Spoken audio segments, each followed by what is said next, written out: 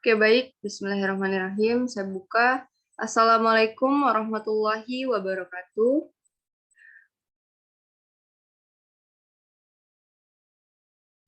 Kepada yang terhormat Bapak Febra Anjar Kusuma, SPD MPD, selaku dosen mata kuliah pendidikan kewarganegaraan, serta teman-teman semua yang saya banggakan. Pertama-tama, marilah kita panjatkan puji dan syukur kehadirat Allah Subhanahu wa Ta'ala, karena berkat rahmat dan hidayahnya kita dapat melakukan pertemuan virtual di siang hari ini. Salawat serta salam selalu kita junjungkan kepada Nabi besar kita, Nabi Muhammad Shallallahu Alaihi Wasallam. Semoga kita selalu mendapatkan syafaatnya sampai yaumil akhir nanti. Amin, amin ya rabbal alamin. Di sini kami dari kelompok 5 akan mempresentasikan hasil materi yang telah kami buat. Sebelum itu, izinkan saya memperkenalkan anggota kelompok 5. Yang pertama ada saya sendiri, Safira Amanda. Yang kedua ada Dinda Latofiana Rahman. Yang ketiga ada Yeni Yusmita. Yang keempat ada Kurnia Oktaviola. Dan yang kelima ada Cica Gafuarta. Baiklah, untuk pemaparan materi yang pertama akan dibacakan oleh Kurnia Oktaviola. Kepada Kurnia Oktaviola, dipersilakan.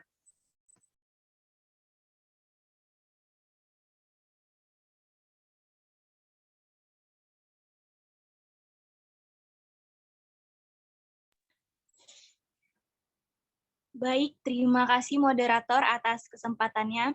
Sebelumnya, perkenalkan nama saya Kurnia Oktaviola, NPM 2113032012.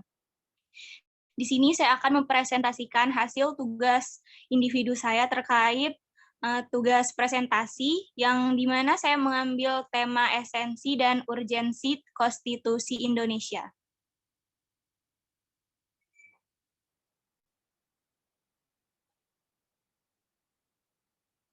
Di sini saya mengambil 6 pokok bahasan, yang mana pertama ada pengertian dan hakikat konstitusi, yang kedua fungsi konstitusi, yang ketiga tujuan konstitusi, yang keempat dinamika periodisasi konstitusi, yang kelima jenis konstitusi di Indonesia, yang keenam nilai-nilai dari konstitusi, dan di sini ada tambahan pokok bahasan yaitu ada contoh kasus dan solusinya.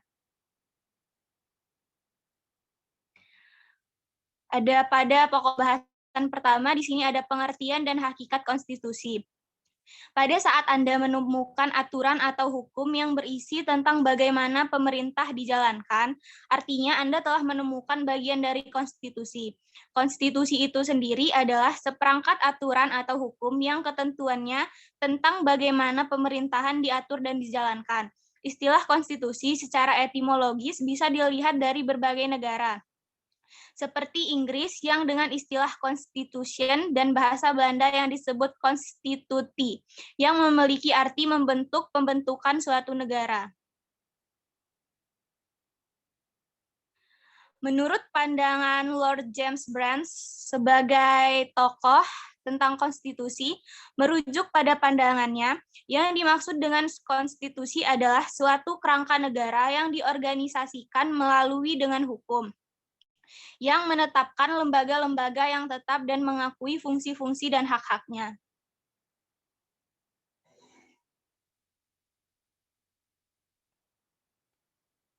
Next.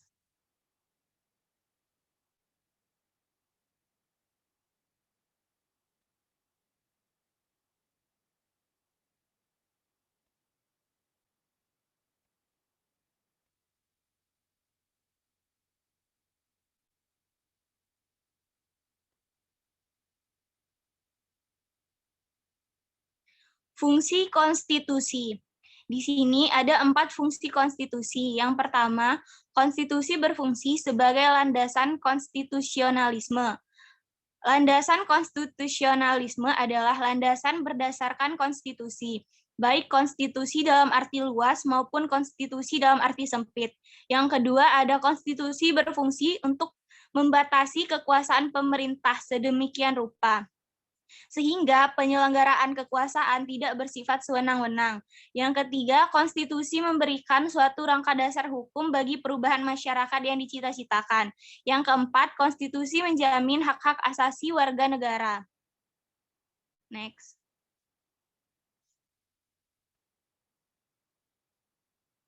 Tujuan konstitusi. Mengapa diperlukannya konstitusi dalam kehidupan berbangsa dan bernegara? Jawaban terpenting atas pertanyaan tersebut adalah agar dapat membatasi kekuasaan pemerintah atau penguasa negara. Konstitusi negara juga dimaksudkan untuk membatasi kekuasaan penyelenggaraan negara dan di sisi lain untuk menjamin hak-hak dasar warga negara, serta konstitusi diperlukan untuk membagi kekuasaan dalam negara.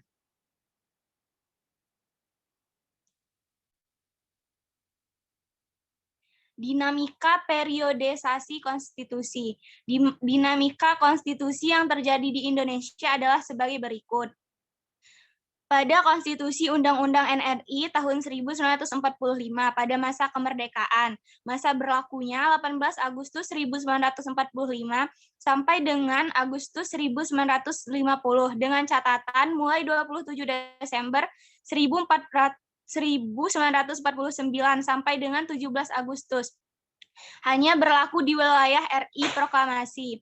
Konstitusi RI 1949, masa berlakunya 27 Desember 1949 sampai dengan 17 Agustus 1950. UUDS 1950, masa berlakunya 17 Agustus 1945 sampai dengan 5 Juli 1959. Undang-Undang Dasar Negara Republik Indonesia 1945 masa Orde Lama berlakunya 5 Juli 1959 sampai 1965. Undang-Undang Dasar Negara Republik Indonesia 1945 masa Orde Baru berlakunya 5 Juli 1966 sampai dengan 1998. Next.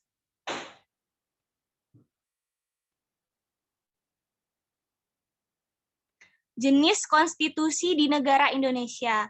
Konstitusi di Indonesia dibagi menjadi 2 jenis, yaitu yang pertama konstitusi tertulis. Konstitusi tertulis merupakan sekumpulan aturan pokok dasar negara, bangunan negara, dan tata negara yang mengatur kehidupan suatu bangsa di dalam Persekutuan Hukum Negara. Contoh konstitusi tertulis yang pernah digunakan di Indonesia yaitu Undang-Undang Dasar 1945 dan Undang-Undang Dasar Republik Indonesia Serikat. Undang-Undang Dasar sementara, Undang-Undang Dasar 1945 hasil amandemen. Yang kedua ada konstitusi tidak tertulis. Konstitusi yang tidak tertulis dapat juga disebut sebagai konvensi. Konvensi sendiri memiliki pengertian sebagai kebiasaan sistem tata negara yang sering ada dalam sebuah negara. Contoh konstitusi tidak tertulis yang pernah digunakan di Indonesia yaitu keputusan MPR yang diambil dan diputuskan berdasarkan musyawarah dan mufakat, pidato Presiden pada sidang paripurna DPR setiap tanggal 16 Agustus 1945, dan adat istiadat. Next. Nilai-nilai dari konstitusi. Di sini ada 3. Yang pertama nilai normatif, nilai nominal, dan nilai sematik. Nilai normatif adalah sebuah konstitusi yang resmi diterima oleh suatu bangsa. Bagi suatu negara, konstitusi tidak hanya dapat berlaku dalam arti hukum atau legal, namun konstitusi juga nyata dapat berlaku dalam suatu masyarakat dalam arti berlaku efektif dan dilaksanakan secara konsekuen dan murni. Yang kedua, nilai nominal adalah sebuah konstitusi yang menurut hukum tetap berlaku, namun konstitusi tersebut memiliki bentuk yang tidak sempurna.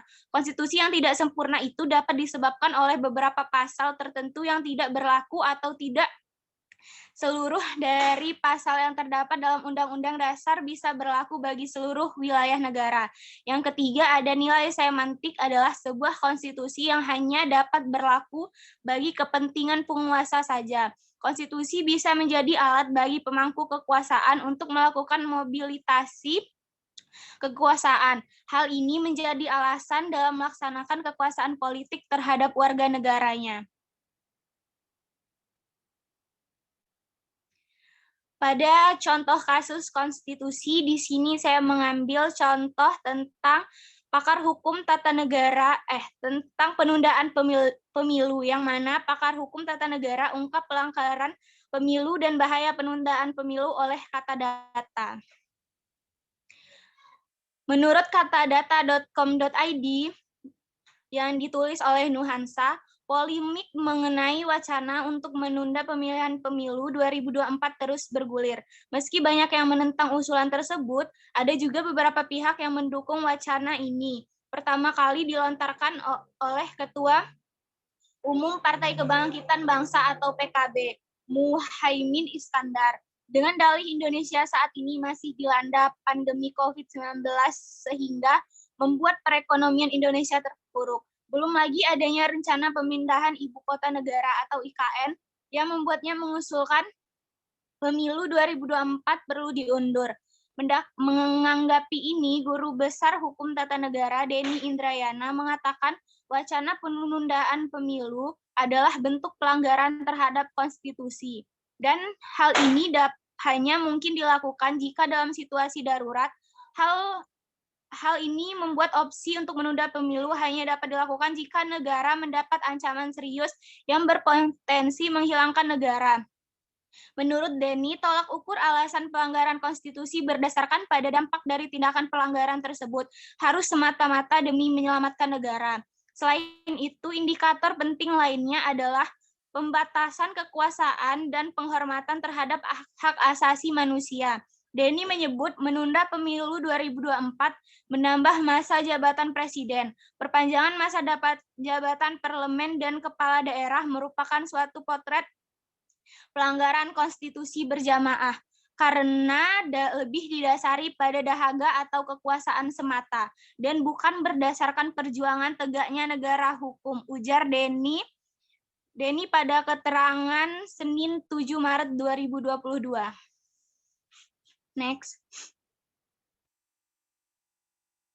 Dari kasus yang telah kita bahas, di sini saya dapat memberikan solusi kasus, yaitu solusi terhadap kasus rencana penundaan pemilu adalah masyarakat dan anggota parlemen harus menolak usul tersebut. Sikap mayoritas partai di parlemen yang menolak penundaan pemilu diperkirakan akan membuat wacana tersebut sulit terrealisasi. Untuk menunda pemilu atau memperpanjang masa jabatan presiden, diperlukan amandemen Undang-Undang Dasar 1945. Sebab konstitusi telah mengatur bahwa pemilu dilaksanakan 5 tahun sekali, dan masa jabatan presiden paling lama 2 periode.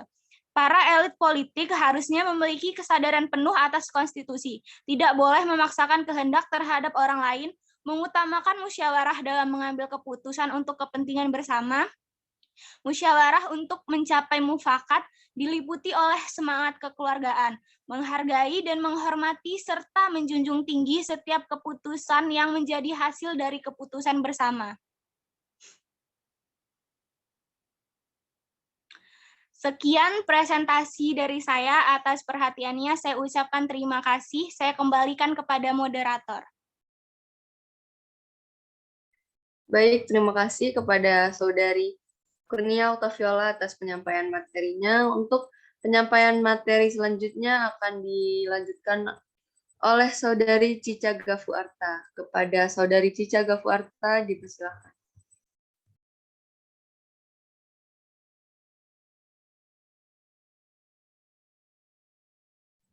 Baik, terima kasih kepada moderator. Di sini saya akan menyampaikan materi yang berjudul Esensi dan Urgensi Konstitusi Indonesia. Sebelumnya ingin memperkenalkan diri, nama saya Cica Gafuarta dengan NPM 2113032038. Baik, di sini saya akan menyampaikan materi yang pertama adalah pengertian konstitusi. Konstitusi sendiri dapat diartikan sebagai undang-undang yang dapat juga diartikan sebagai sebuah sistem norma politik dan hukum. Diulangin aja boleh nggak sih? Ya. Udah jauh, Ca. Ibu tadi manggil. Mama ini. Ibu memanggil loh. Kalau nggak dipotong aja bisa nggak? Baik, di sini saya akan menyampaikan materi yang berjudul esensi dan urgensi konstitusi di Indonesia. Sebelumnya izin memperkenalkan diri, nama saya Cica Galvo Arta dengan NPM 2113032038.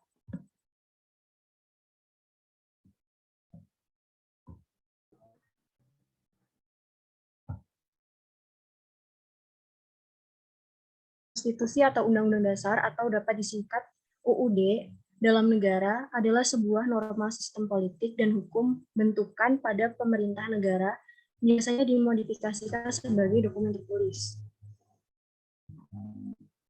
Selanjutnya adalah hakikat konstitusi.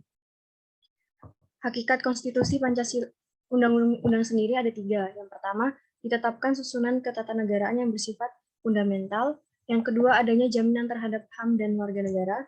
Dan yang ketiga adalah adanya pembagian dan pembatasan tugas ketatanegaraan yang bersifat fundamental. Yang selanjutnya adalah sifat konstitusi. Konstitusi sendiri memiliki 2 sifat. Yang pertama adalah fleksibel atau mudah diubah, pasalnya sedikit. Yang kedua adalah sifat ringget, yaitu sulit diubah dan cara pengubahannya dipersulit atau pasalnya banyak. Yang selanjutnya adalah fungsi konstitusi. Konstitusi sendiri memiliki 2 fungsi. Yang pertama, fungsi secara umum. Fungsi konstitusi ini tidak jauh dan dari tujuan konstitusi yang ada, yaitu memberikan batasan bagi penguasa negara dalam menjalankan dan menyelenggarakan pemerintahan. Hal ini dilakukan untuk menjamin hak-hak masyarakat dalam kehidupan bernegara. Adapun yang termasuk ke dalam fungsi konstitusi umum adalah yang pertama, tata aturan dalam pendidikan lembaga-lembaga yang permanen. Yang kedua, tata aturan dalam hubungan-hubungan negara, warga negara, dan negara lain. Yang terakhir adalah sumber hukum yang tertinggi. Yang kedua adalah fungsi khusus. Fungsi khusus sendiri memiliki arti sebagai batasan untuk kewenangan tindakan pemerintah untuk menjamin hak-hak yang diperintah dan merumuskan pelaksanaan kekuasaan yang berdaulat. Seperti yang pertama adalah menjelaskan kekuasaan pemerintahan, yang kedua cara efektif dalam membagi kekuasaan, dan yang terakhir adalah perwujudan dari hukum yang tertinggi yang harus ditaati oleh warga negara. Yang selanjutnya adalah isi muatan konstitusi. Isi muatan konstitusi yang pertama adalah jaminan atas hak asasi manusia, yang kedua susunan ketatanegaraan yang bersifat mendasar, dan yang terakhir adalah adanya pembagian dan pembatasan tugas ketatanegaraan yang bersifat fundamental. Yang selanjutnya adalah jenis konstitusi di Indonesia. Yang pertama, UUD 1945, yaitu konstitusi pertama yang ada di Indonesia. Konstitusi ini berbentuk tertulis yang memuat hukum dasar negara Indonesia yang dituangkan dalam dokumen formal. UUD 1945 ini berlaku pada tanggal 18 Agustus 1945 sampai dengan tanggal 27 Desember 1949. Yang kedua adalah Undang-Undang Konstitusi RIS 1949. Setelah Undang-Undang Dasar 1945 berakhir, kemudian diberlakukan Konstitusi RIS 1949. Konstitusi ini juga merupakan konstitusi tertulis karena dituangkan dalam bentuk dokumen. Konstitusi ini berlaku dari tanggal 27 Desember 1945 sampai dengan 17 Agustus 1950. Dan yang ketiga adalah Undang-Undang Sementara 1950, yaitu konstitusi yang berlangsung pada tanggal 17 Agustus 1950 sampai dengan 5 Juli 1959. Sama dengan 2 jenis konstitusi yang sebelumnya, Undang-Undang Sementara ini juga merupakan bentuk konstitusi tertulis. Dan yang terakhir adalah Undang-Undang 1945, yaitu konstitusi yang berlaku hingga saat ini. Konstitusi yang berbentuk tertulis dan memuat hukum dasar dan pedoman dalam pembentukan peraturan. Yang selanjutnya adalah tujuan konstitusi. Konstitusi sendiri memiliki beberapa tujuan. Yang pertama adalah memberikan pembatasan sekaligus pengawasan terhadap kekuasaan politik.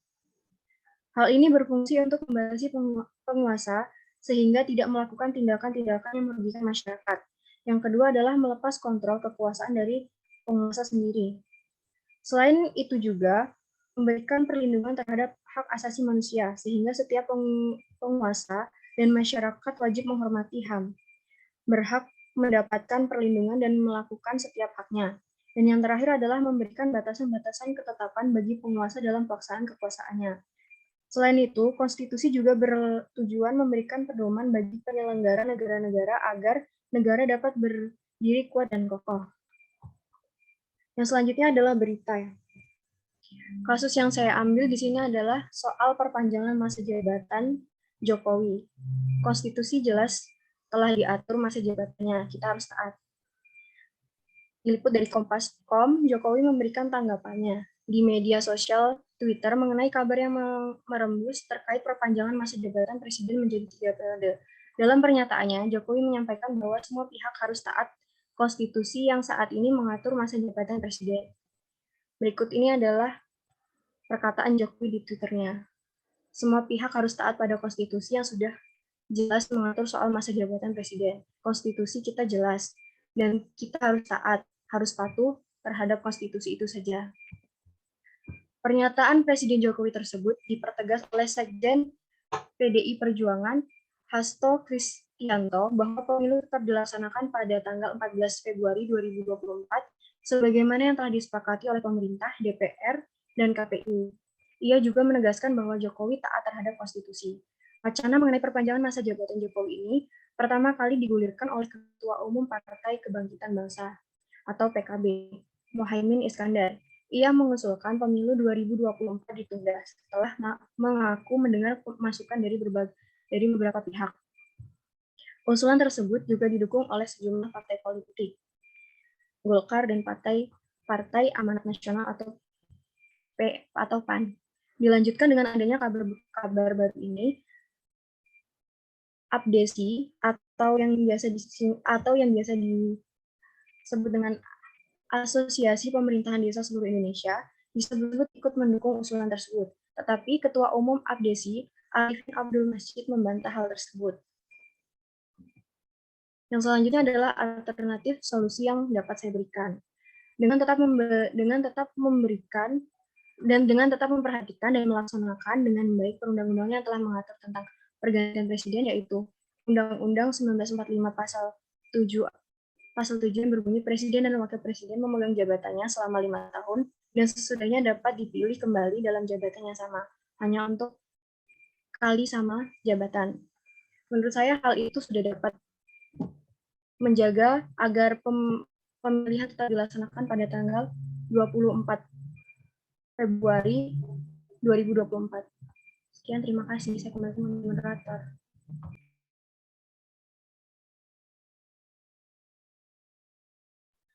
Baik, terima kasih kepada Saudari Cica Gafarta.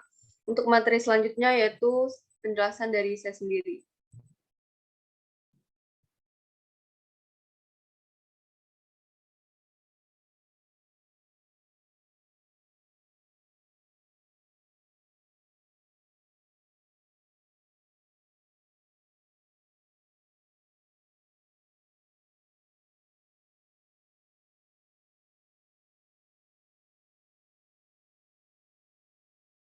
Oke, baik. Sebelumnya, Assalamualaikum warahmatullahi wabarakatuh. Izin memperkenalkan diri, nama saya Sefira Amanda, dengan NPM 2113032034. Di sini saya akan mempresentasikan materi yang berjudul Esensi dan Urgensi Harmonisasi Hak dan Kewajiban Warga Negara dan Negara.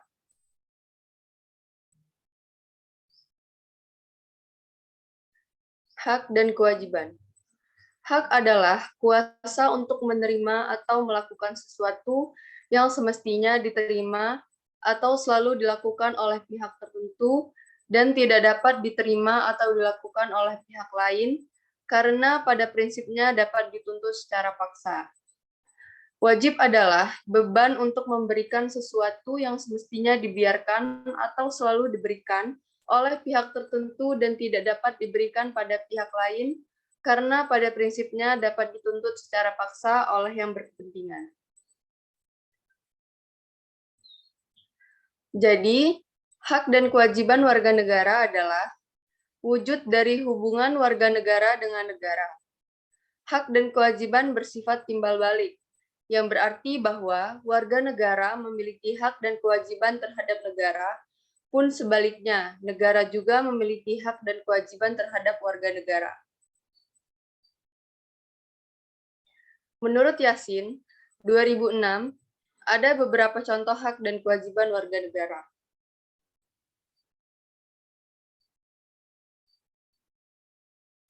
Contoh hak seorang warga negara antara lain adalah 1. Persamaan kedudukan dalam hukum pemerintahan. 2. Hak atas pekerjaan dan penghidupan yang layak. 3. Hak dalam upaya pembelaan negara. 4. Hak berserikat dan berkumpul. 5. Hak mengeluarkan pendapat secara lisan dan tulisan termasuk ketik. 6. Hak untuk memperoleh kesempatan yang sama dalam pemerintahan.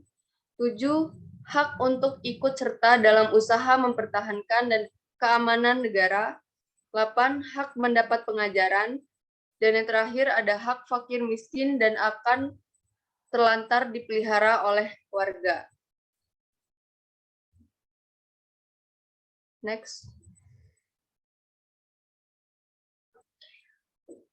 Kewajiban bagi seorang warga negara adalah antara lain 1. Menjunjung hukum dan pemerintahan.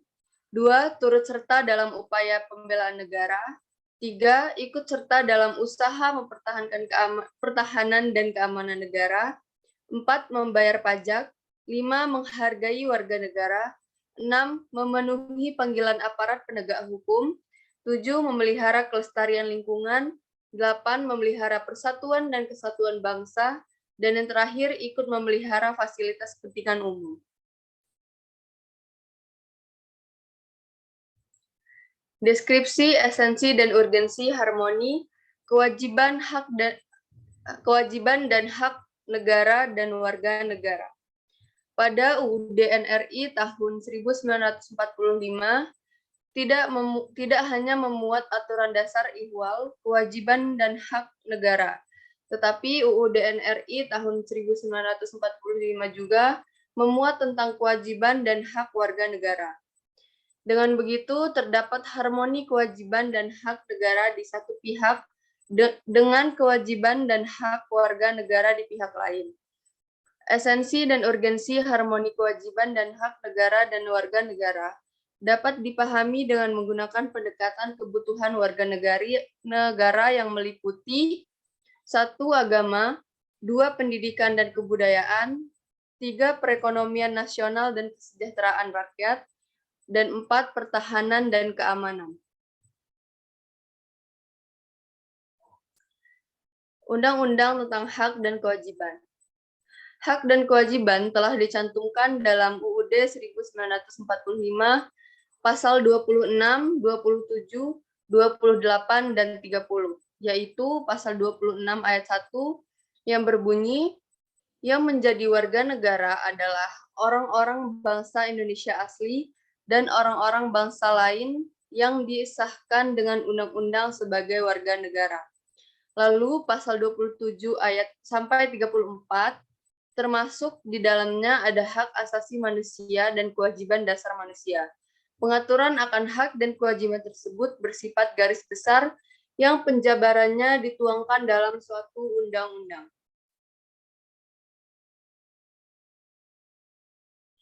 Sini ada contoh kasus, yaitu Pemprov serius laporkan pelaku pengerusakan di kantor Gubernur Malut pada tanggal 31 Maret 2022. Next.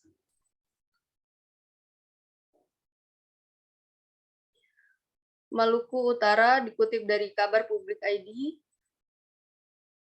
Aksi masyarakat Kelurahan Guraping, Kecamatan Oba Utara, Kota Tidore pada Minggu kemarin, buat pemerintah Provinsi Maluku Utara bertekad melaporkan ke pihak yang berwajib. Hal itu diungkap Sekretaris Daerah Provinsi Maluku Utara, Samsudin A. Kadir, saat diwawancarai awak media. Beliau mengatakan keseriusannya pihak Pemprov dalam kasus pengerusakan fasilitas negara yang ada di kantor Gubernur Malut pada Kamis 31 Maret 2022. Jadi kita tetap laporkan karena masyarakat merusak fasilitas negara.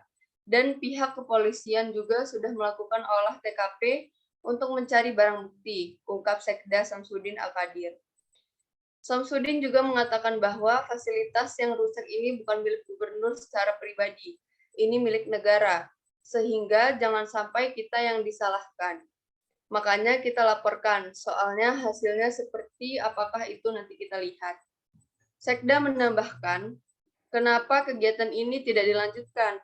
Dia menjelaskan APBD Pemprov diketuk bulan November 2021, sedangkan jalan itu anggaran di tahun 2021. Jadi ketika kamu bahas anggaran proyek ini masih sedang berjalan.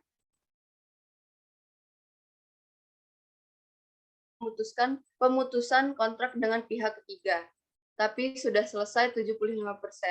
Sehingga sisanya 25% kita siapkan, tapi itu di tahun depan 2023.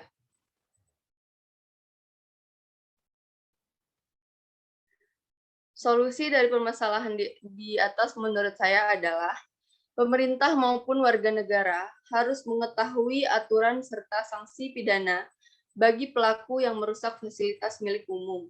Sebagaimana diatur dalam KUHP, ketentuan pasal 406 KUHP 1 mengatur bahwa barang siapa dengan sengaja dan dengan melawan hak membinasakan, merusak, membuat hingga tidak dapat dipakai lagi, atau menghilangkan sesuatu barang yang sama sekali atau sebagiannya kepunyaan orang lain, dihukum penjara selama-lamanya 2 tahun, 8 bulan, atau denda sebanyak-banyaknya 4.500.000. Dengan begitu, pemerintah akan dengan tegas memberikan sanksi kepada orang yang merusak fasilitas umum, dan warga negara juga akan lebih menjaga fasilitas umum.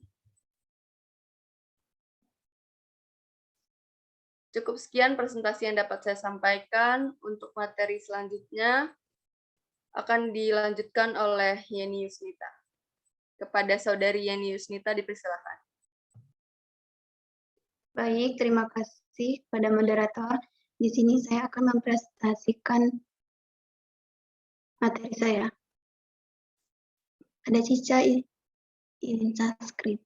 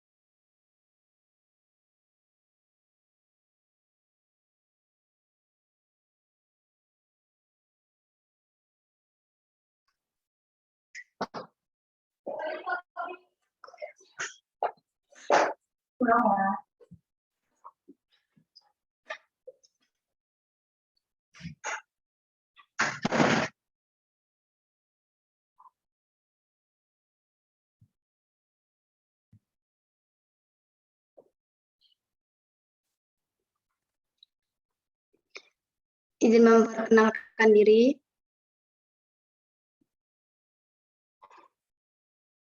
Nama Yeni Yusnita, NPM 2153032008. Di sini saya akan mempresentasikan materi yang berjudul Konsep dan Urgensi Harmoni Kewajiban Negara dan Warga Negara Indonesia.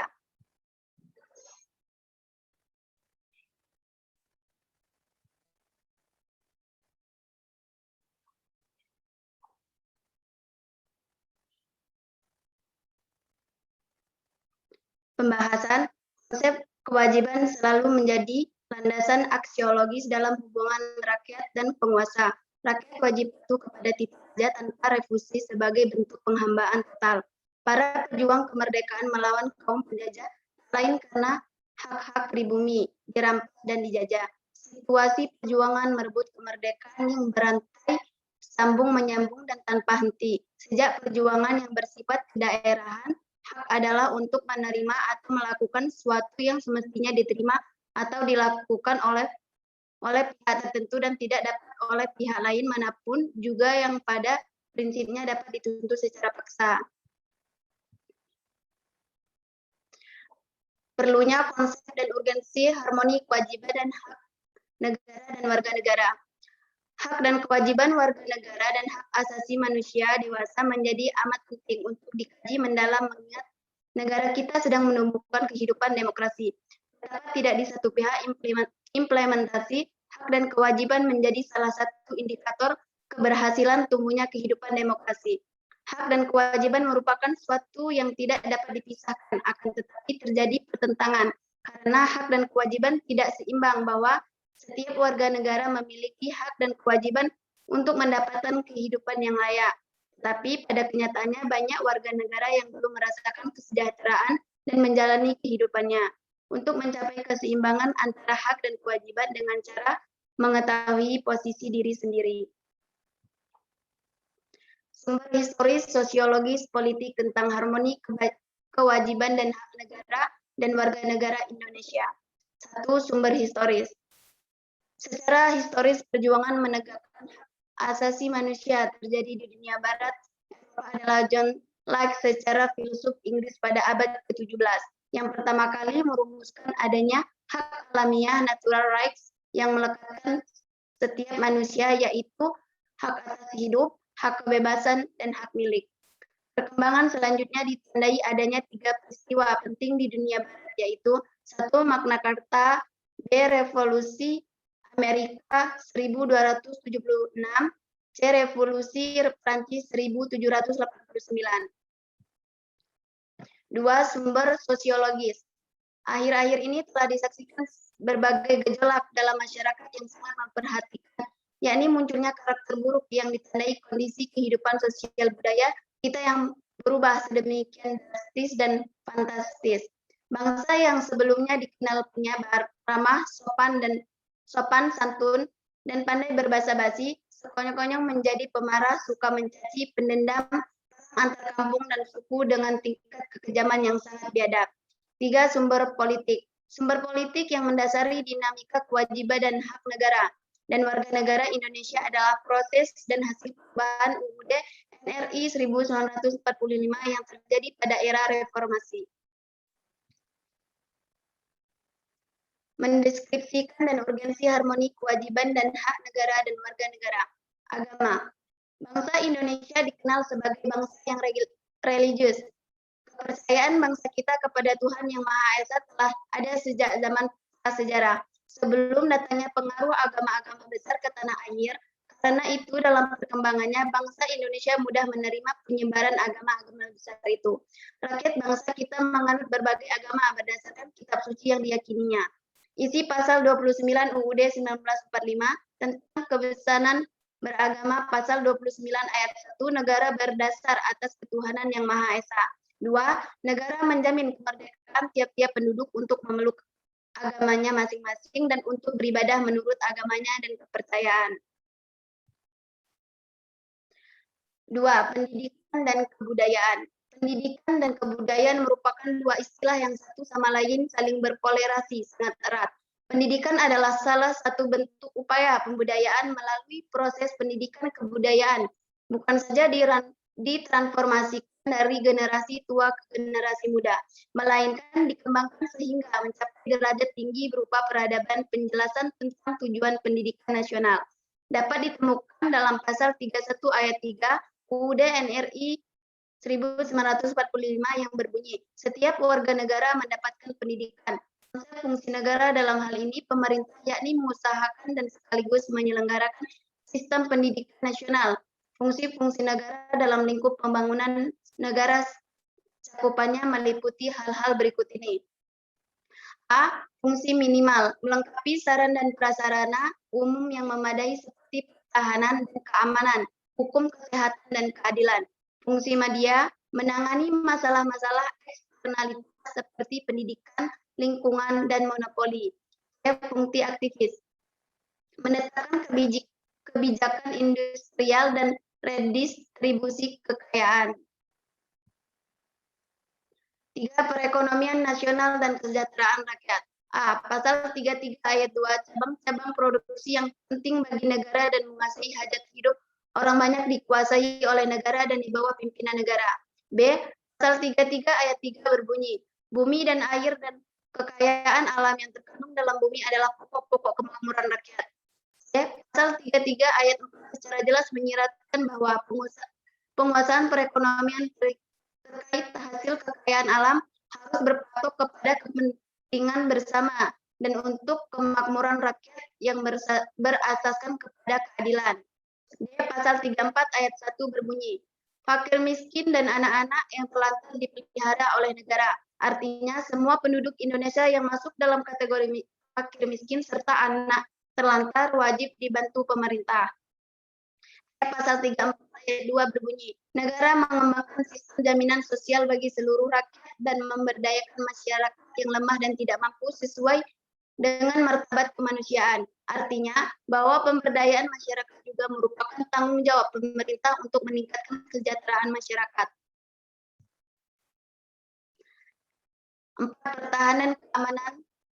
Berdasarkan aturan dasar Ihwal Pertahanan Keamanan Negara Pasal 30 ayat 2 UUD NRI tahun 1945, bahwa usaha pertahanan keamanan negara dilaksanakan melalui sistem pertahanan dan keamanan rakyat semesta oleh Tentara Nasional Indonesia atau TNI dan Kepolisian Negara Republik Indonesia atau Polri sebagai komponen utama dan rakyat sebagai kekuatan pendukung. Dengan demikian tampak bahwa komponen utama dalam sistem Samarta adalah TNI dan Polri.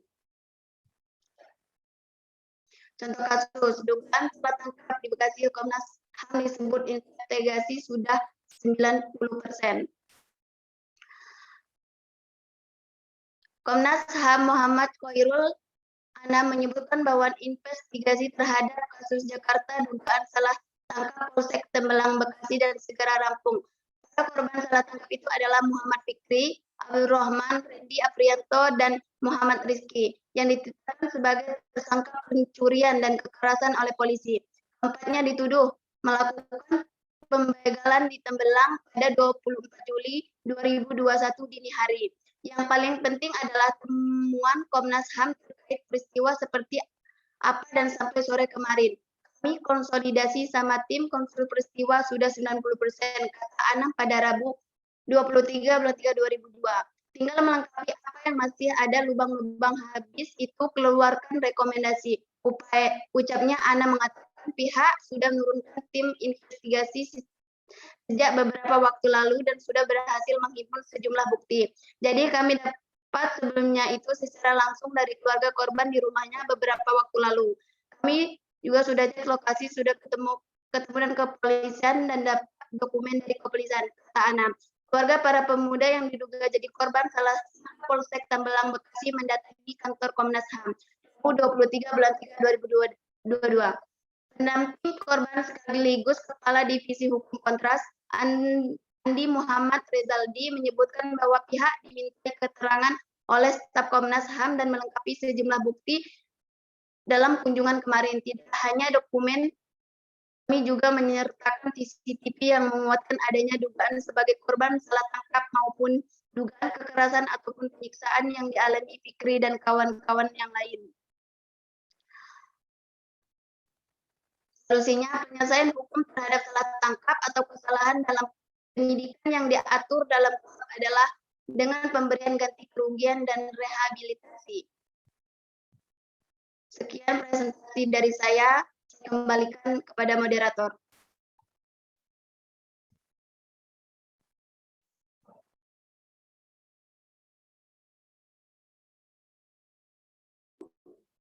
Baik, terima kasih kepada Saudari Yeni Yusnita untuk pemaparan materi yang terakhir akan disampaikan oleh Saudari Dinda Latoviana. Kepada Saudari Dinda, dipersilakan.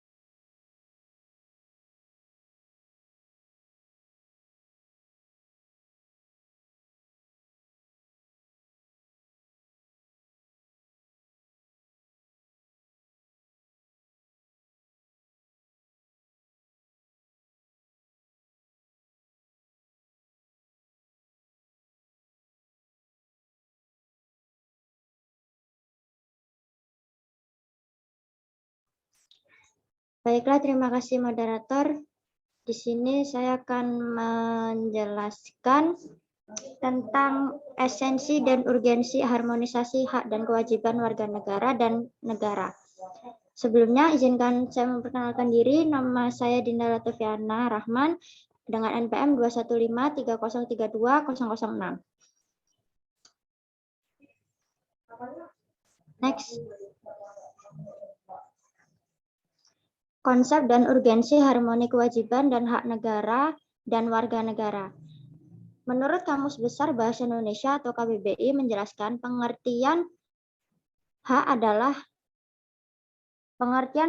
bentuk kebenaran, kepemilikan, kewenangan, kekuasaan derajat, dan wewenang menurut hukum. Hak adalah kuasa seorang yang dimiliki sejak ia lahir, bahkan belum dilahirkan. Wajib adalah beban untuk memberikan sesuatu yang semestinya dibiarkan atau diberikan melulu oleh pihak tertentu, tidak dapat oleh pihak lain manapun yang pada prinsipnya dapat dituntut secara paksa oleh yang berkepentingan. Hak dan kewajiban warga negara merupakan wujud dari hubungan warga negara dengan negara. Hak dan kewajiban bersifat timbal balik, bahwa warga negara memiliki hak dan kewajiban terhadap negara.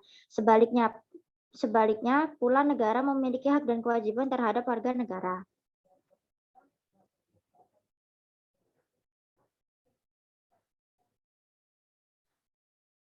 Hak dan kewajiban warga negara dan negara Indonesia diatur dalam Undang-Undang Negara Republik Indonesia 1945 mulai pasal 27 sampai 34. Termasuk di dalamnya ada hak asasi manusia dan kewajiban dasar manusia. Pengaturan akan hak dan kewajiban tersebut bersifat garis besar yang penjabarannya dituangkan dalam suatu undang-undang. Lalu sumber tentang harmoni kewajiban dan hak negara dan warga negara Indonesia. Yang pertama itu ada historis, yang kedua sosiologis, dan yang ketiga ada politik.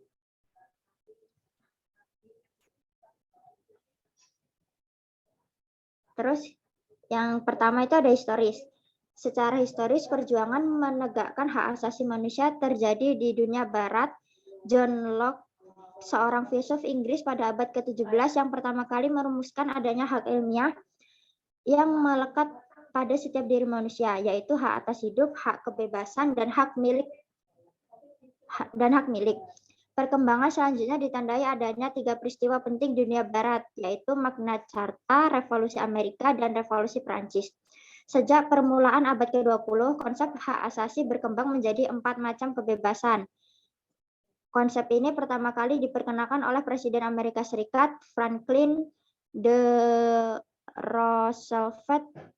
Keempat macam kebebasan itu meliputi yang pertama kebebasan untuk beragama, yang kedua kebebasan untuk berbicara dan berpendapat, yang ketiga kebebasan dari kemelaratan, yang keempat ada kebebasan dari ketakutan. Sekalipun aspek kewajiban hak asasi manusia jumlahnya lebih sedikit jika dibandingkan dengan aspek hak asasi manusia sebagainya tertuang dalam Undang-Undang Negara Republik Indonesia tahun 1945. Namun secara filosofis tetap mengindikasikan adanya pandangan bangsa Indonesia bahwa hak asasi tidak dapat berjalan tanpa dibarengi kewajiban hak asasi. Dalam konteks ini, Indonesia menganut paham harmoni antara kewajiban dan hak ataupun sebaliknya, harmoni antara hak dan kewajiban.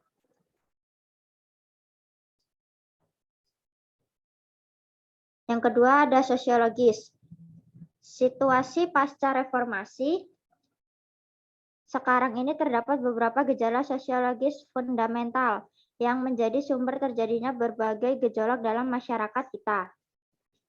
Pertama, suatu kejadian yang memprihatinkan bahwa setelah tumbangnya struktur kekuasaan otorasi yang dimainkan rezim Orde Baru ternyata bukan demokrasi yang kita peroleh, melainkan oligarki di mana kekuasaan terpusat pada sekelompok kecil elit. Kedua, sumber terjadinya berbagai gejolak dalam masyarakat kita saat ini adalah akibat munculnya kebencian sosial budaya terselubung atau sosiokultural animosity.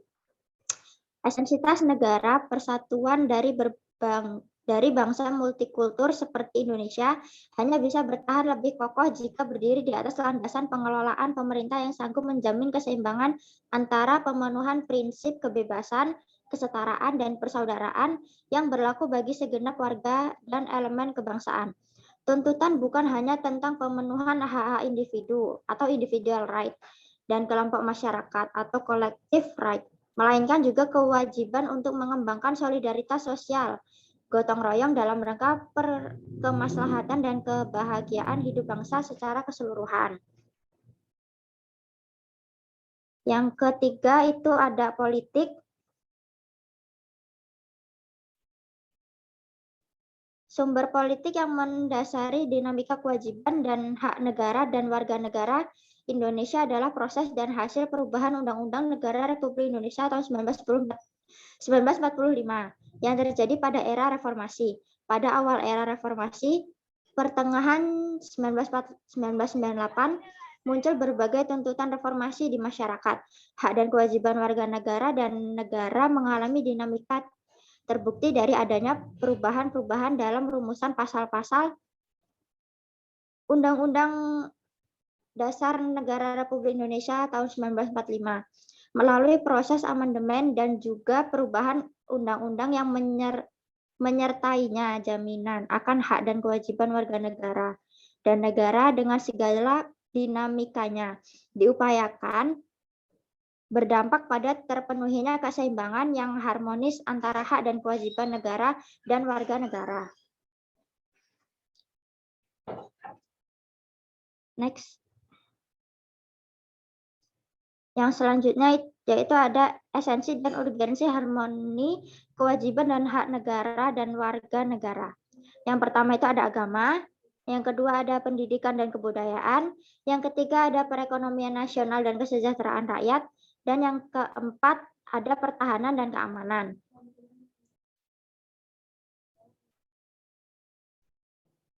Di sini saya membawakan sebuah kasus dengan judul tak bayar pajak hingga 2,6 miliar, 2 orang korporasi di Bekasi jadi tersangka. Doni Indra Ramadan diketik dari Detik News, Senin 1 November 2021. 2 orang dan 1 korporasi di Kabupaten Bekasi ditetapkan sebagai tersangka atas dugaan kasus perpajakan. Mereka diduga tak membayar pajak setahun, sehingga menimbulkan kerugian negara sebesar 2,6 miliar. Kasus tersebut awalnya ditangani oleh Kanwil Direktorat Jenderal Pajak Jawa Barat 2 bersama Koordinasi dan Pengawasan Polda Metro Jaya. 3 orang tersangka terdiri dari 2 orang, yakni YSM, AIW, dan 1 korporasi PT GF. Mereka diduga tak membayar pajak selama 1 tahun di tahun 2018 lalu. Kasus itu sudah selesai diselidiki di JP Jabar 2, sehingga tersangka dan barang bukti atau tahap 2 dilimpahkan ke Kejaksaan Negeri Bekasi. Riano menjelaskan modus yang dilakukan oleh para tersangka ini yakni tidak melaporkan surat pemberitahuan atau SPT, pajak pertambahan nilai atau PPH, dan pemungutan pajak pertambahan nilai atau PPN di tahun 2018. Menurut dia, hal tersebut bertentangan dengan pasal 39 ayat 1 huruf C dan huruf I Undang-Undang Nomor 6 Tahun 1983 tentang ketentuan umum dan tata cara perpajakan sebagaimana diubah beberapa kali dan terkait Undang-Undang Nomor 11 Tahun 2020 tentang Cipta Kerja. Kerugian negara terkait tindak pidana pajak itu adalah sebesar 2M lebih tuturnya. Next.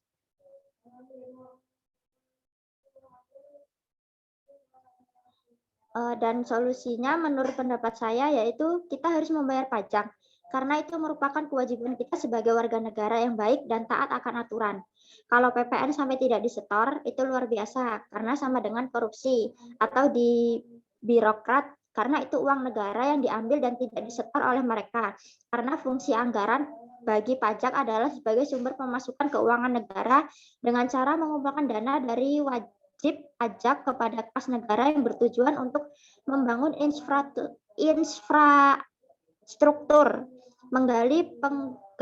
menggaji pegawai negeri, polisi, tentara, membayar hutang negara, dan pengeluaran negara lainnya.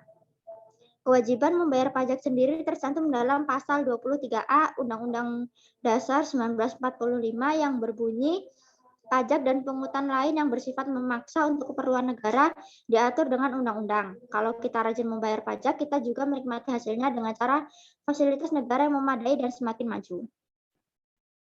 Baiklah, sekian dari saya. Kurang lebihnya mohon maaf. Saya kembalikan ke moderator.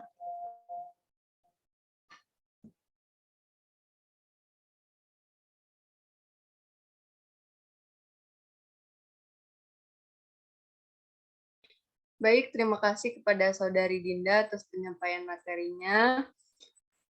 Cukup sekian presentasi yang dapat kelompok kami tampilkan. Kurang dan lebihnya kami mohon maaf, kepada Allah kami mohon ampun. Saya akhiri, wassalamualaikum warahmatullahi wabarakatuh. Waalaikumsalam warahmatullahi wabarakatuh.